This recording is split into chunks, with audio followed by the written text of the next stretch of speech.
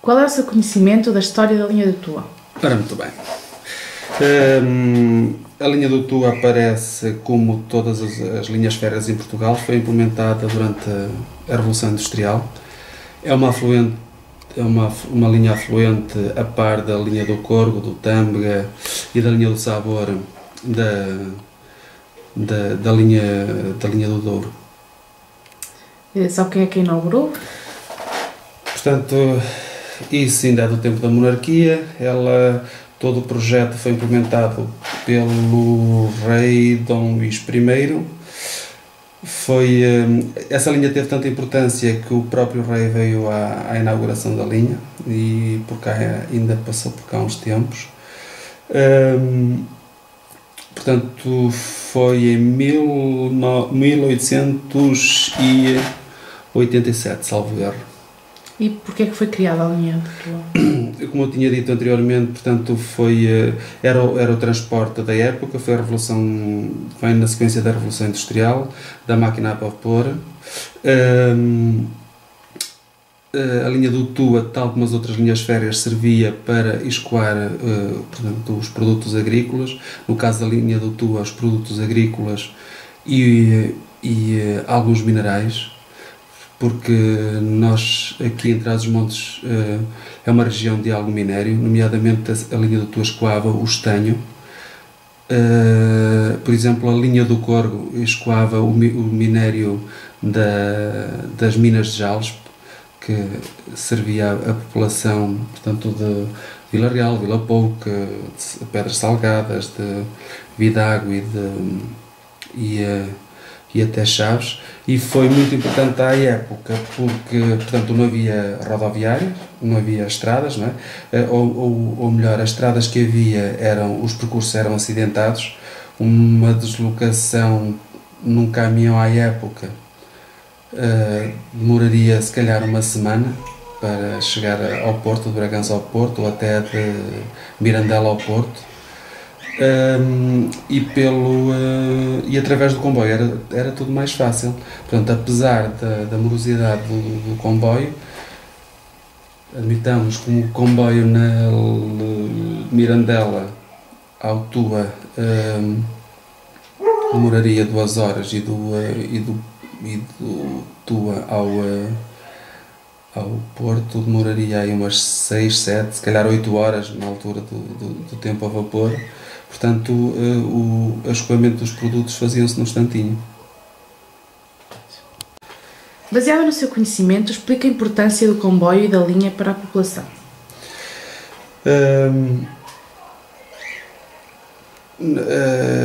Para a população, tal como também disse anteriormente, portanto, o principal objetivo era o escoamento dos produtos do interior, porque grande parte das composições eram de mercadorias.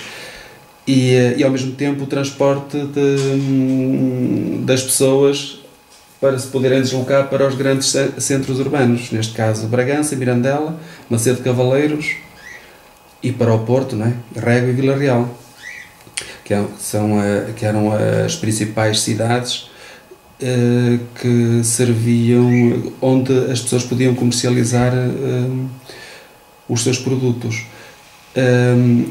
Nos últimos tempos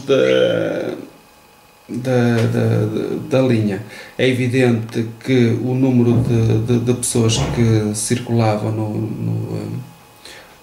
no comboio não era o mesmo do século passado, nem do início nem no final do século XIX, quando o comboio começou a circular na linha do Tua, porque desenvolveram-se outras vias de comunicação, nomeadamente as autoestradas e as vias rápidas, e as populações começaram-se a deslocar com maior facilidade entre as cidades.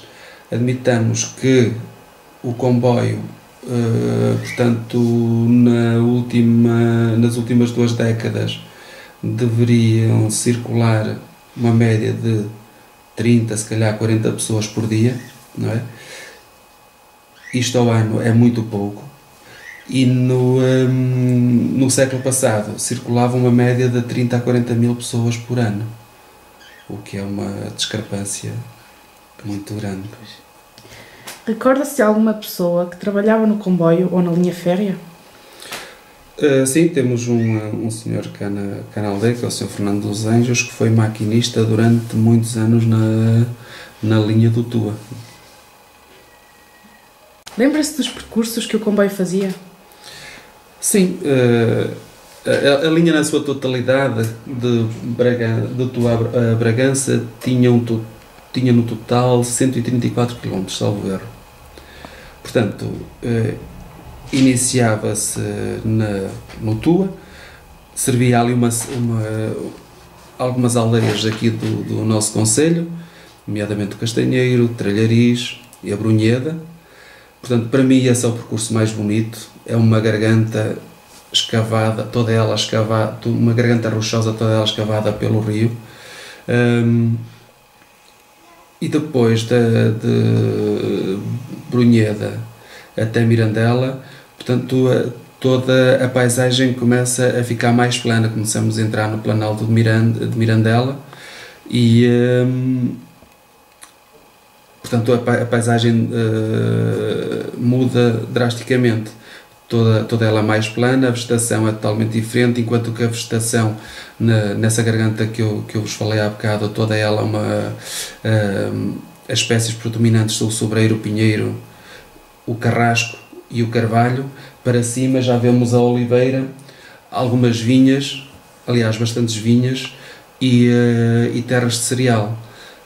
A partir de Brunheda, depois temos Ribeirinha, depois temos Abreiro. Abreiro é uma estação curiosa. Na verdade, a estação foi construída na freguesia de Vieiro, mas como havia uma pessoa e Abreiro fica do outro lado do rio.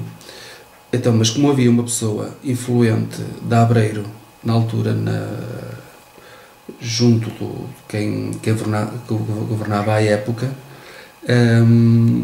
pediu para essa estação não se chamar Vieiro, mas sim Abreiro. Portanto, imaginem o que é nós termos daqui uma estação na Lavandeira e chamar-se Loja e não Lavandeira. Acho que era uma ofensa para nós, cada terra. Abreiro, portanto, depois por aí acima vamos encontrar Freixas, Mirandela, depois de Mirandela o Romeu, que é uma estação também muito bonita, que serve toda a propriedade do Clemente Neres. Foi uma pessoa também influente para a construção da linha, portanto, que a propriedade dele tem 5.000 hectares. Imaginem o que é a facilidade que a linha lhe veio trazer para escoar os produtos, nomeadamente o azeite e o vinho e a cortiça. Depois temos Macedo Cavaleiros, temos o Azibo, depois temos mais uma série de estações que agora não me recordo, até Bragança. Qual era a influência económica da utilização do comboio para a região? A grande participação no desenvolvimento económico das pessoas aqui era mesmo o escoamento dos produtos.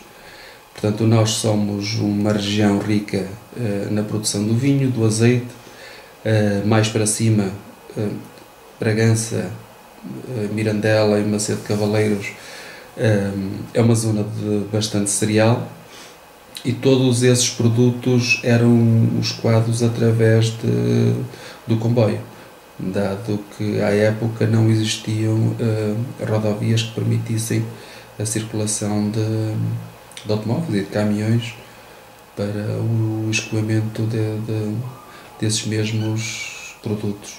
Fez um livro em conjunto com Jorge Lajinhas sobre o Vale do Tua. Fale-me desse livro. Este livro é um trabalho pessoal. Eu sou fotojornalista de profissão e fotodocumentarista e sempre achei que devia desenvolver um projeto cá na minha terra.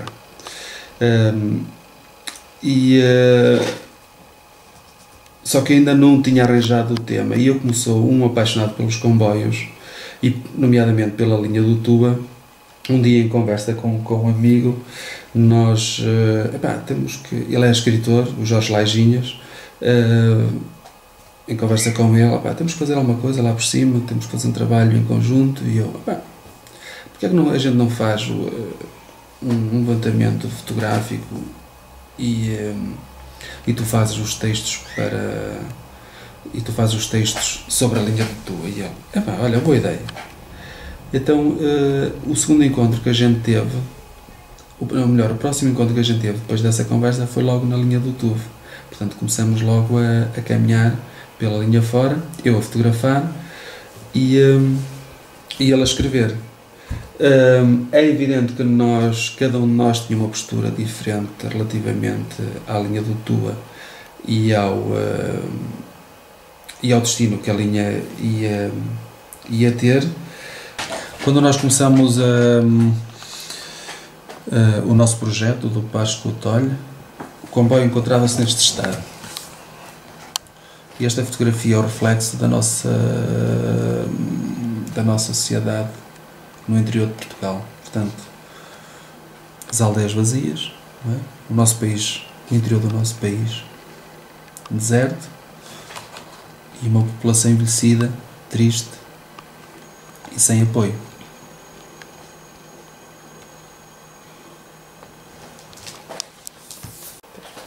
Uma vez que a linha do Tua terminou devido à construção da barragem, se esta obra não fosse construída, que destino podia dar à linha? Olha, eu acho que o grande trunfo dessa linha para o desenvolvimento económico da região seria sempre e passaria sempre pelo turismo. Se repararem, no verão vêm centenas de barcos carregados de estrangeiros de ouro acima e de ouro abaixo. As únicas pessoas que lucram com isso são nunca a população local.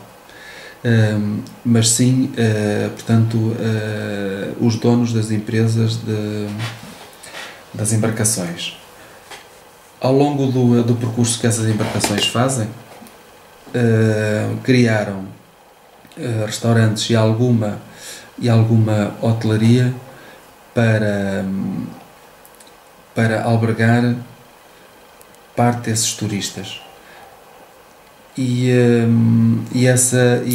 com a linha do Tua nós podíamos fazer vários circuitos, aproveitando a linha do Douro, a linha do Tua, e por que não depois fazer a descida novamente para o Porto, ou para Vila Real,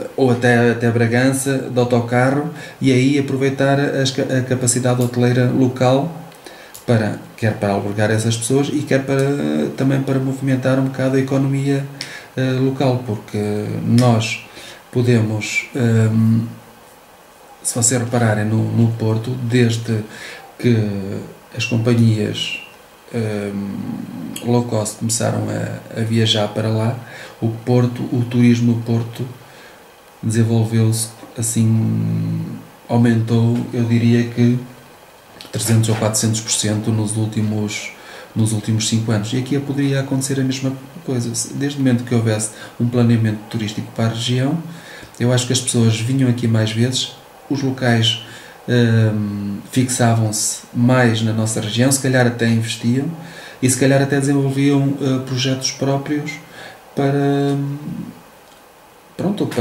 a região, para albergar pessoas, para